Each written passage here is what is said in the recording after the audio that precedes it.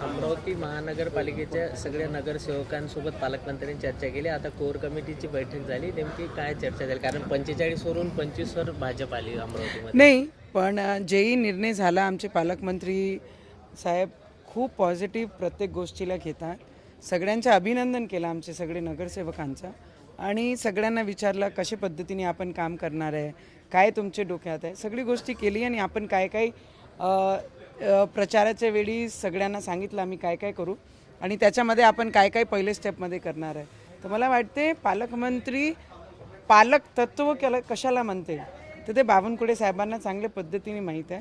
Moral down ना करण्यापेक्षा moral आपण कशा वाढवला पाहिजे आणि ज्या लोकांनी आम्हाला मतांचं कर्ज आमचे वर दिलेलं आहे त्या कर्ज आपण कशा फेडून त्यांचे कामं करून दिले पाहिजे त्या पद्धतीने बैठक झाली आणि सगळ्यांना ॲप्रिशिएट केला आणि खूप प्रेमाने समजून सांगत होतं. मला वाटते पालकतत्व असंच राहिलं पाहिजे. जे जागा 45 व 25 आलं त्याच्यावर काही मंथन? त्याच्यावर मला वाटते की आमचे बावनकुळे साहेब ते पूर्ण अभ्यास करत आहे. कुठे 2 आल्या, कुठे 3 आले, कुठे 3ही नाही आले, कुठे 1च आले, ते सगळी गोष्टीचा अभ्यास करते आहे म्हणे. पण आता येणारे काळ्या 2-3 दिवसामध्ये महापौर, उपमहापौर, स्थायी समिती या सगळं असतं आहे. तर कोण कोण किती वेळा निवडून आला आहे, काय आलं आहे, ते सगळे अभ्यास करेन आणि कशा पद्धतीने का मायनस झाल्या त्याचे अभ्यास बावनकुळे साहेब करत आहे. महापौर पदाची निवडणूक आहे 30 जानेवारीला.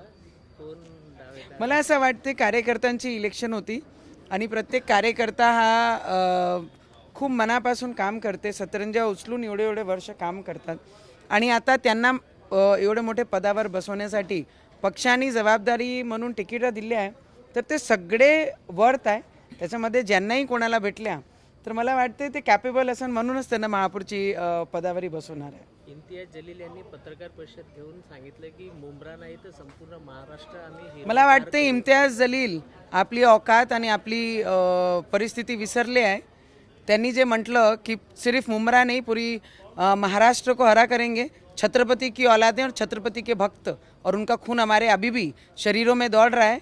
तुम नहीं, तुम्हारे 7 पीढ़ियाँ ऊपर से नीचे आए तो वो भी हरा नहीं कर पाएंगे महाराष्ट्र को. इतना एवढा मानसिकतेचे जे पद्धत आहे मला वाटते की इम्तियाज जलीलला तमीज हा विसरलेला आहे.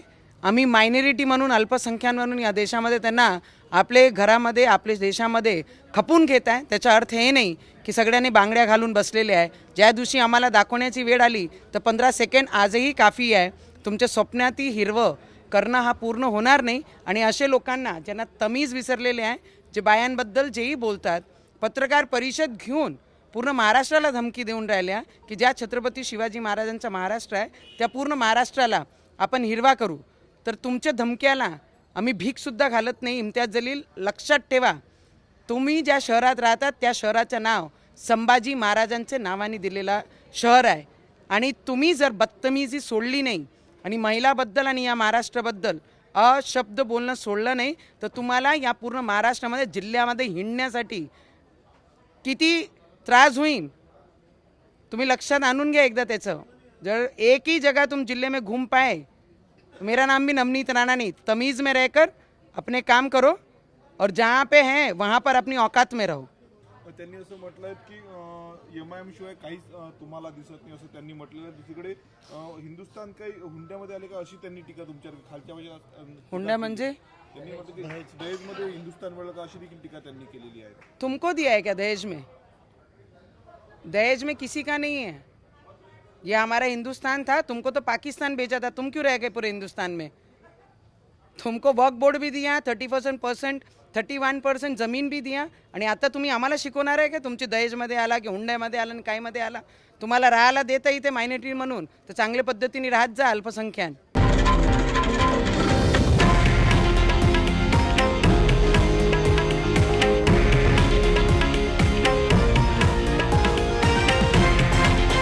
हे आहे देशातील नंबर 1 न्यूज नेटवर्क आणि आपण पाहत आहात TV9 मराठी, एकमेव.